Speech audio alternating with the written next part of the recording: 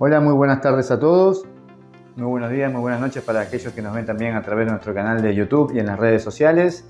Hoy tenemos una invitada especial en este ciclo de entrevistas dentro del Centro de Producción Documental en Fundación Geo. Tenemos la amabilidad de contar con Mónica Santino, que nos visita acá en la Fundación.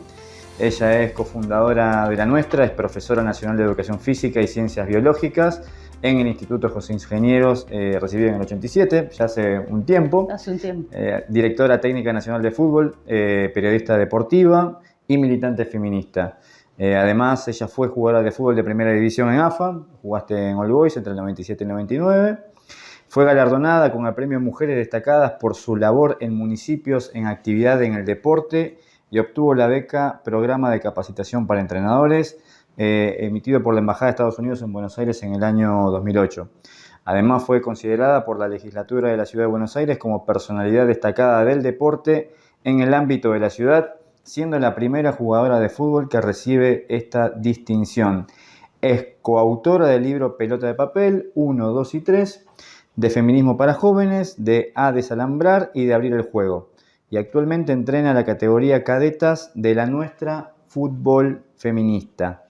Mónica, muchas gracias. No, gracias a ustedes por la invitación. Bueno, Mónica, yo mientras nos estábamos preparando para la entrevista te comentaba un poco qué es lo que hacemos en el Centro de Producción Documental y por qué te invitamos a esta entrevista y cómo queremos complementar todo aquello que tiene que ver con nuestro monitor, que es el monitor que habitualmente nosotros publicamos, que ahora va a salir el nuevo número.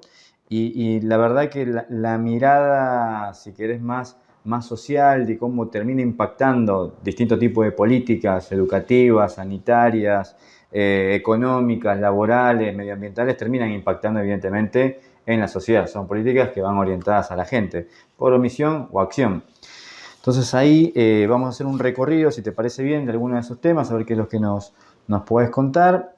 Es cierto que yo acabo de mencionar varias cuestiones tuyas. Uh-huh. Pero si vos tuvieses que definir a Mónica Santino, ¿quién es Mónica Santino? Qué pregunta filosófica. Que es muy difícil hablar de una misma y definirse, ¿no? Porque las personas estamos en constantes cambios y pasan cosas, ¿no? Como esa frase que alguien dijo por ahí todos los días. Totalmente, ¿no? Sí. Pero si tuviera que decir puntualmente qué, soy militante. Creo que esa es la palabra que más me define.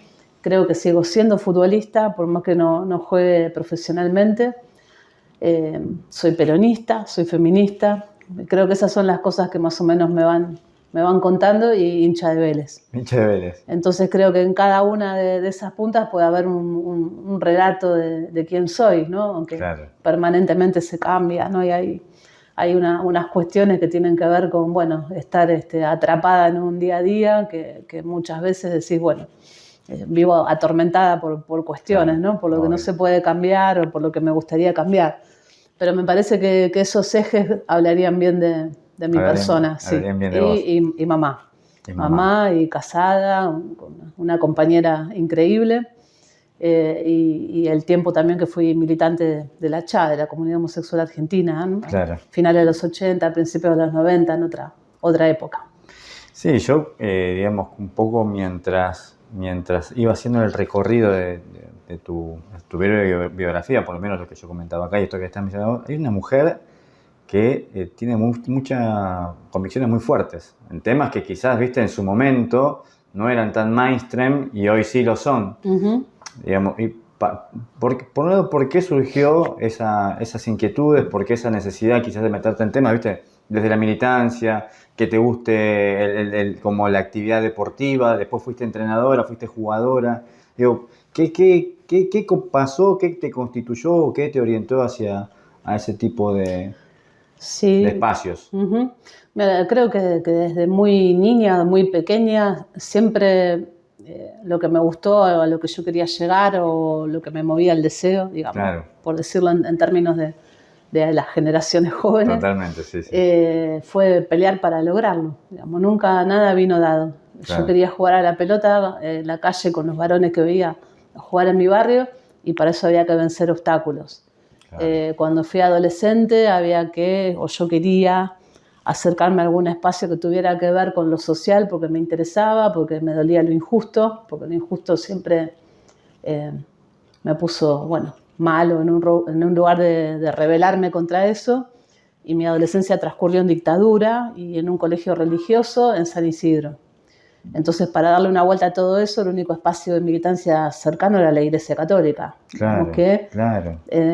Todo lo que transmitían o enseñaban o decían, aún incluso en el mismo colegio, iba en contra de muchas cosas que a mí me empezaban a pasar.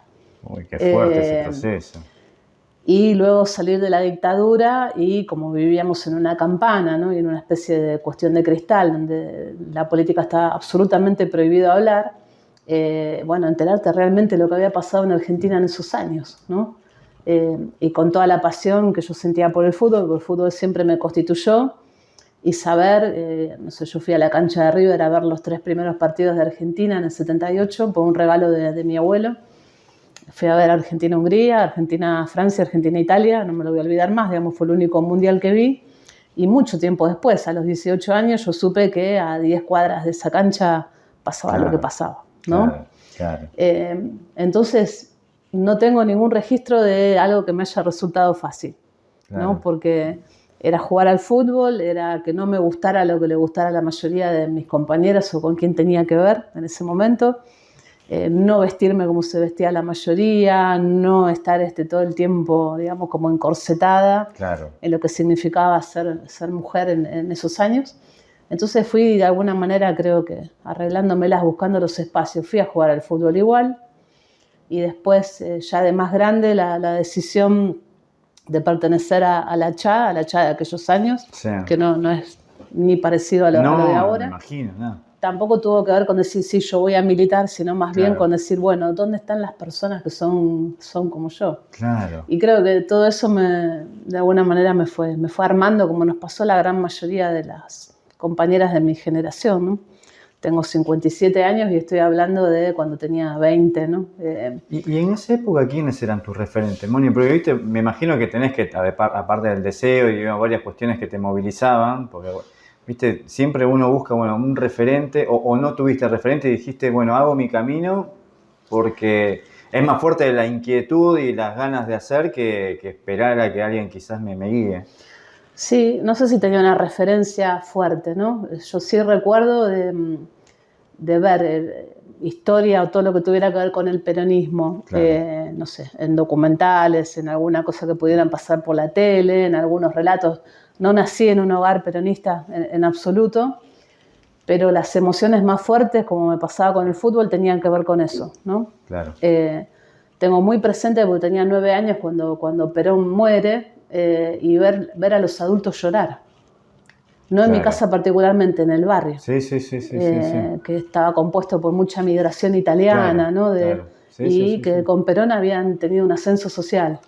Yo no sabía por qué lloraban, pero eso para mí fue me impactó muchísimo. Y después ver, bueno, el armado, la construcción del 17 de octubre, las personas movilizándose, ¿no? Las movilizaciones y los tumultos y las multitudes siempre te llamaron la atención. Me llamó la atención. Entonces creo que hay ahí un atractivo que tiene que ver con, no sé, con la pasión y con el sentimiento, que más con algo que sea muy elaborado en pensamiento.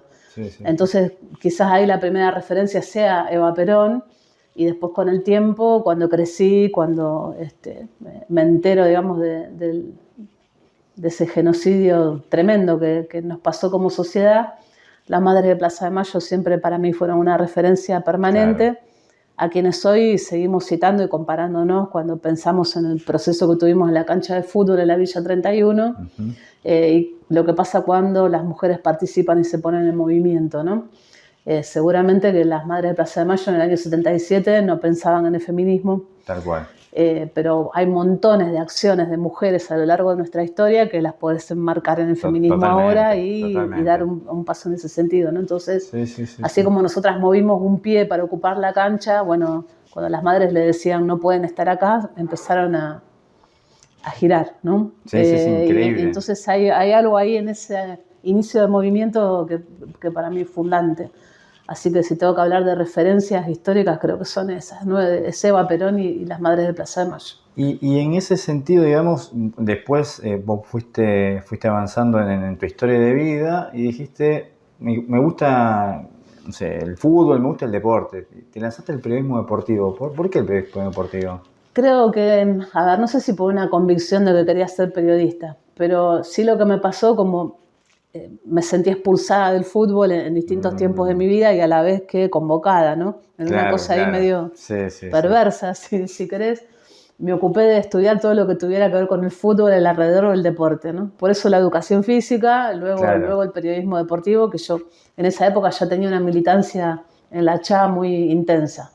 Y era, bueno, a ver qué voy a hacer, ¿no? Porque en realidad estaba trabajando de militante 24/7, años 90, con muchísimos problemas para la inserción en lo laboral. Totalmente. Tenía una ayuda de mi viejo que me bancaba en un laburo que medio me había inventado él, pero era una militancia, como diríamos ahora, zarpada, ¿no?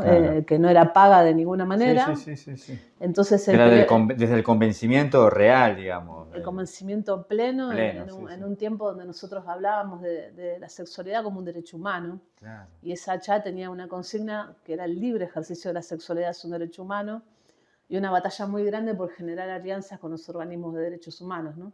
Para nosotros fue un triunfo cuando Eve Bonafini nos reconoce en la plaza como comunidad homosexual argentina, algo que al principio nos miraban de costado, ¿no? Que no era sencillo, y lo que fue la batalla por la personería jurídica, ¿no? Que fue una batalla legal de proporciones, y creo que generó un antecedente importantísimo para todo lo que vino después, ¿no? Para ese movimiento de liberación sexual. Pero bueno, creo que...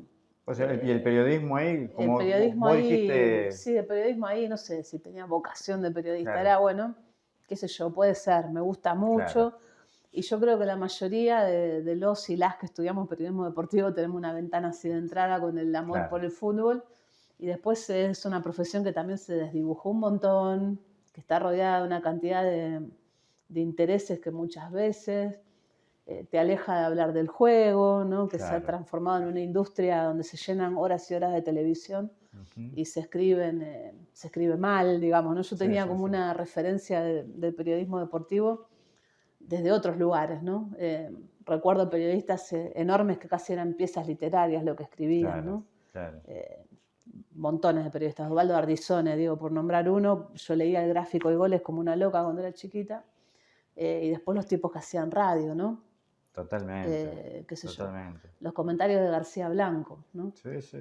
Que volvíamos de la cancha de Vélez y mi viejo pedía silencio, ¿no? Y todos en el auto callados porque estábamos escuchando al gordo García Blanco, que incluso metía pausas, ¿viste? Como que le daba un carácter al partido que acababas de ver, que parecía que había salido de una obra de teatro, ¿no? Totalmente, Hace muy poquito escuché a Juan Sasturain hablar del fútbol como relato, ¿no? Y contar esto de que cuando éramos pibes o pibas y pateábamos contra un portón o una reja o jugábamos solos o solas, nos relatábamos. Obvio, sí, totalmente. Y me quedó dando vueltas a esa idea porque creo que es una verdad gigante, ¿no? Totalmente. Y bueno, ¿qué pasa con el fútbol en todos esos lugares? Y también se te nota apasionada en ese sentido, digamos, también lo hiciste con pasión. Sí, conocí grandes profes, creo que deportean, eso es una escuela muy, muy particular.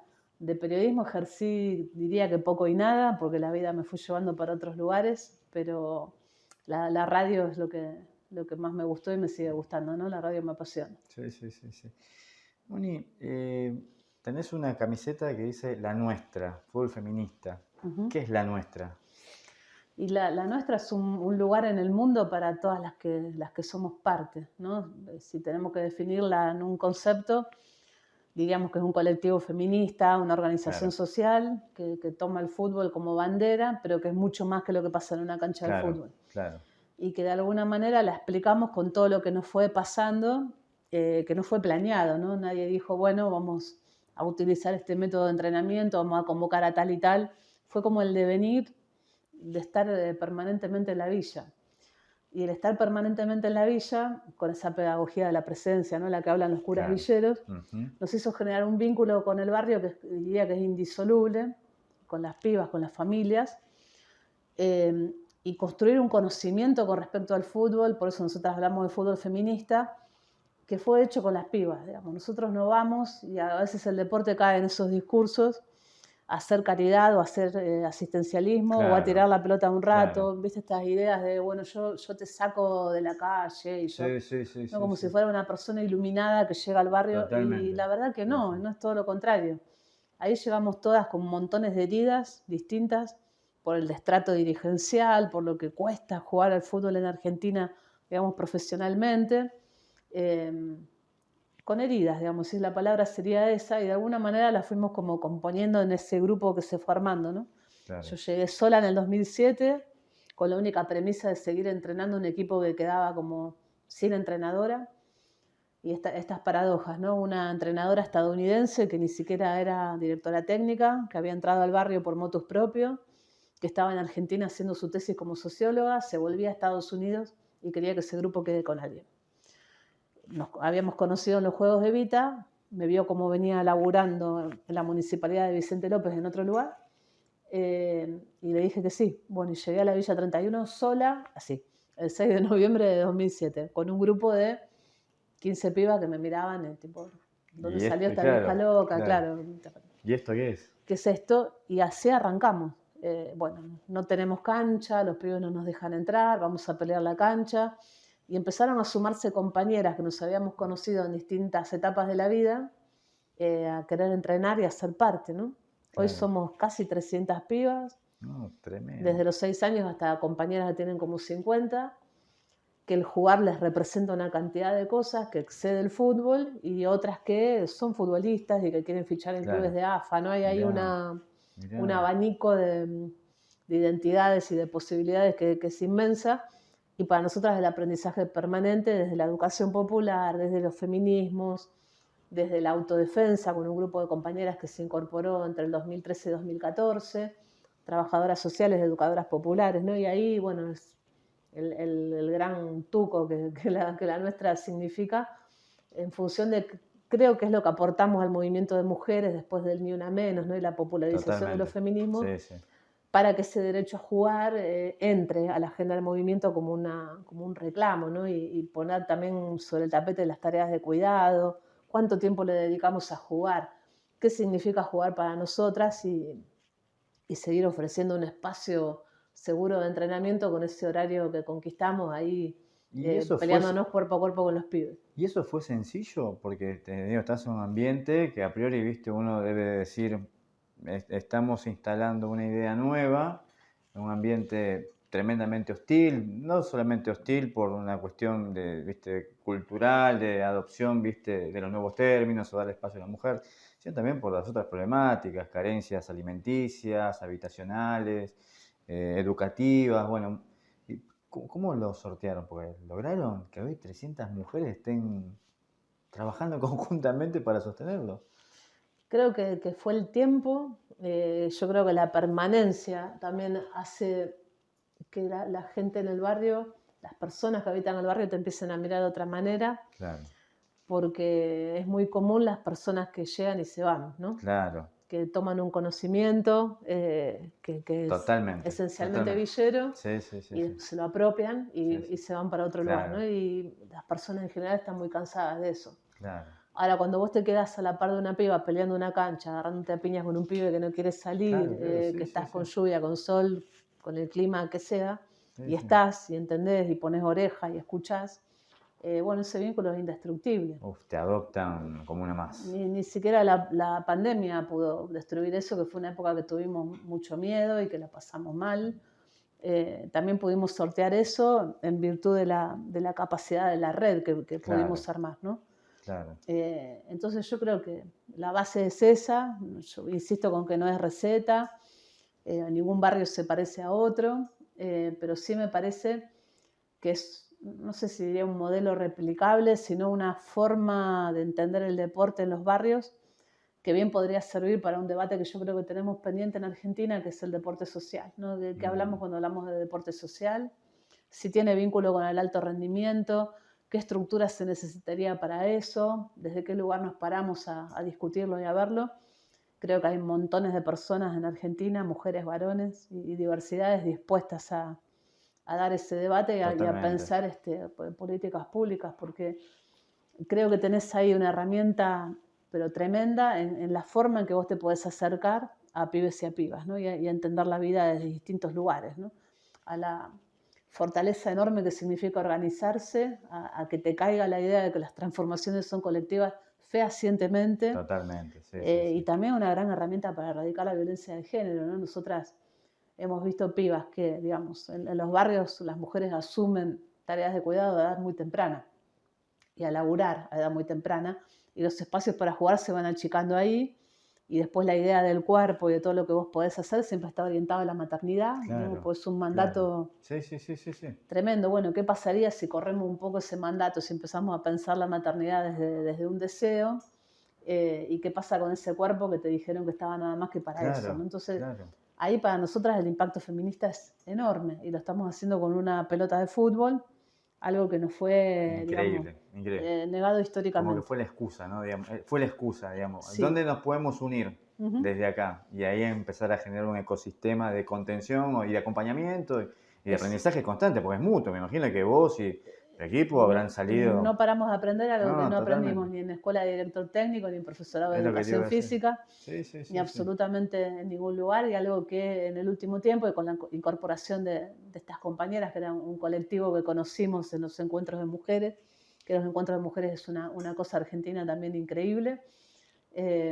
Bueno, pudimos teorizar, ¿no? Teorizar la práctica, que eso para una organización social es fundamental, es muy importante. Sí, porque le da contenido, le da dialéctica, le da un método. Exacto, ¿no? le da sentido a lo que estás haciendo, ¿no? Y eso, bueno, para nosotras, viste que siempre está como peleado la idea de la academia con el territorio, ¿no? Y para nosotras tiene que estar completamente unido, no para inventar un chamullo, ¿no? Sino para decir, es realmente lo que está pasando, cómo le damos valor, cómo lo sostenemos en el tiempo. Definitivamente. Moni, vos participaste de proyectos culturales de libros, entre ellos Pelota de Papel. ¿Cómo empezó eso? Digamos, ¿con qué otras herramientas o canales ves hoy viables, ¿no? Para hacer ese tipo de difusiones? Sí, bueno, Pelota de Papel es un gran proyecto. Yo diría que en su momento fue como un movimiento, ¿no? Que ojalá pueda continuar de alguna manera.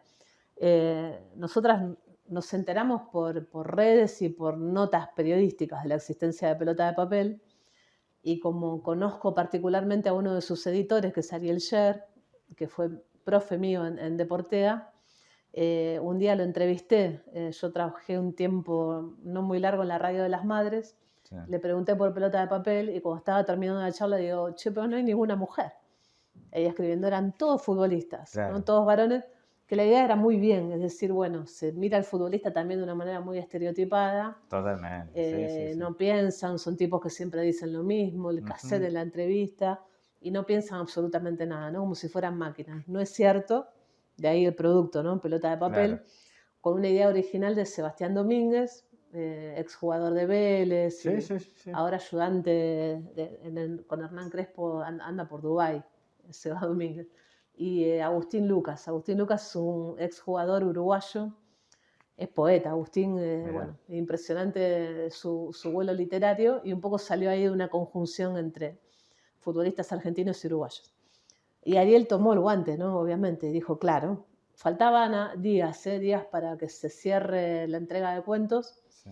Entonces me llamó Juanqui Jurado, que es también editor y bueno, el que empuja, ¿no? el carro para que todos se entreguen el cuento a tiempo y está atrás de los jugadores, y también periodista deportivo, y me dijo, bueno, escribí, tenés 3 días. Dijeron todos que sí, tenés 3 días. Así que entré medio por la ventana al Pelota de Papel 1, y de alguna manera por insistir, y escribí en 3 días un cuento que hacía referencia a algo que nos había pasado a nosotras en un viaje a Alemania con las pibas de la 31, las pibas de la nuestra. Así que bueno, esa fue la llegada. Llegamos a ir a Alemania. Muy bien. En el 2015. Así que ahí fue, bueno, la saga. Después me llamaron, claro, para Pelota de Papel 2 y el 3, por todo lo que estaba pasando con el movimiento de mujeres y la profesionalización del fútbol femenino, hizo que todas las futbolistas fueran mujeres en esos relatos, ¿no? Impecable. Que fue impecable. Sí, la verdad que fue hermoso, ¿no? Porque se lanzó ese libro el 8 de marzo del 2019. Qué momento.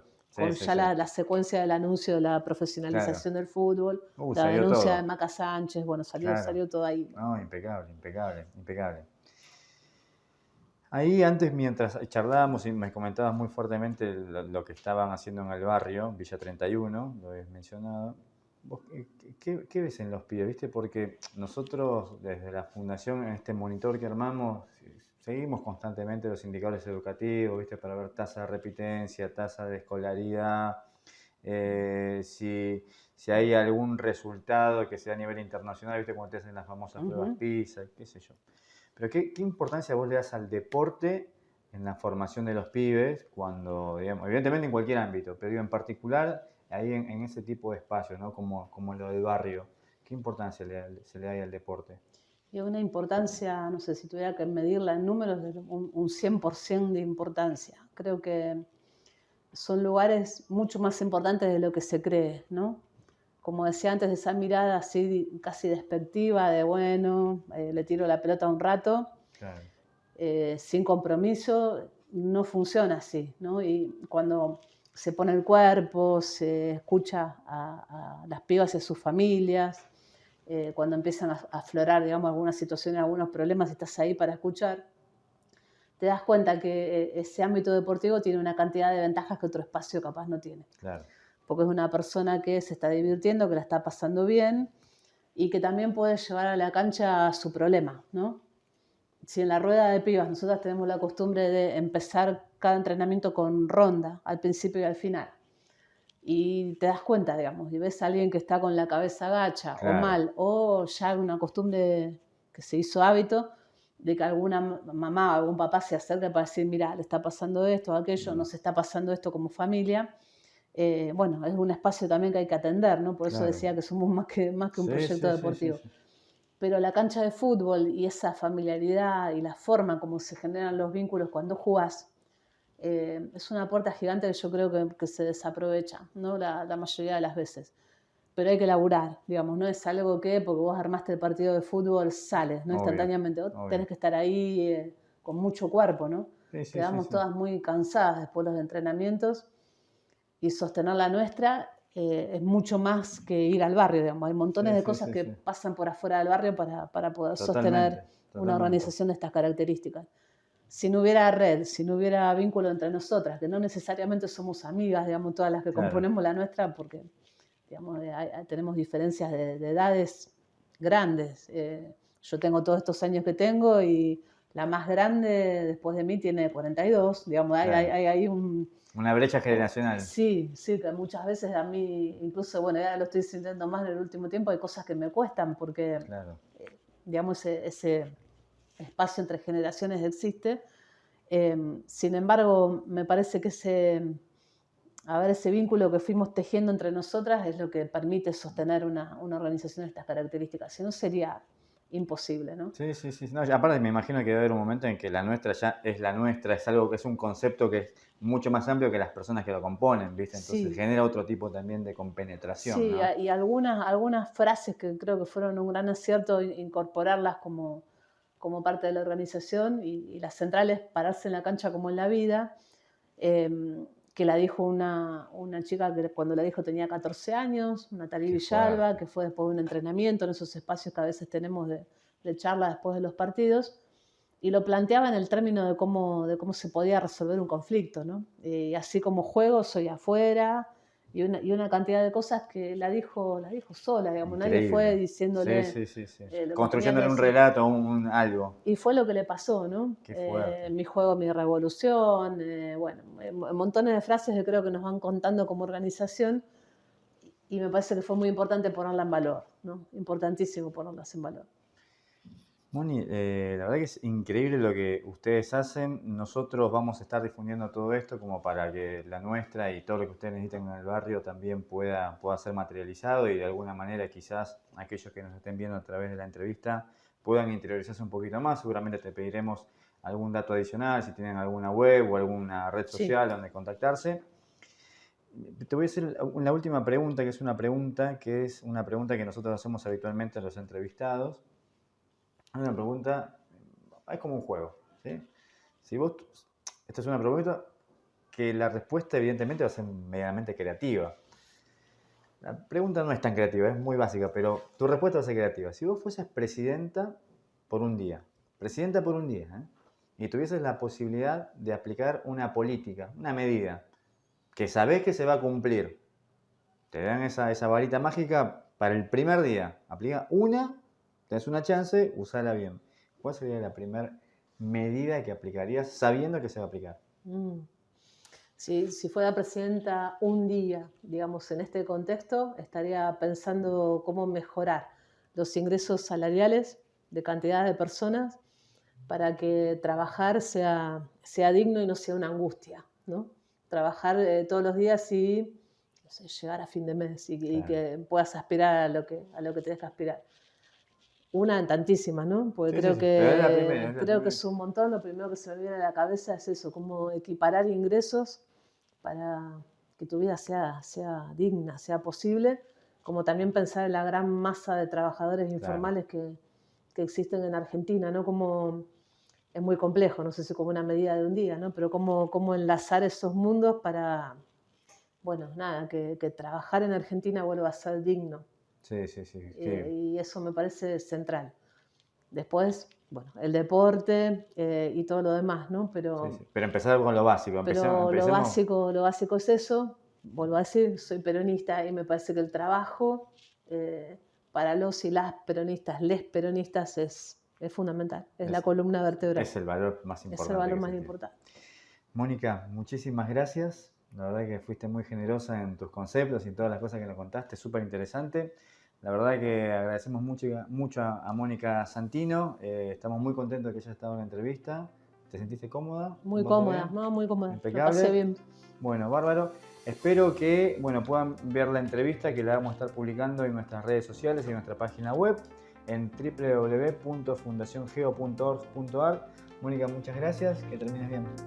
A ustedes. Muchísimas gracias.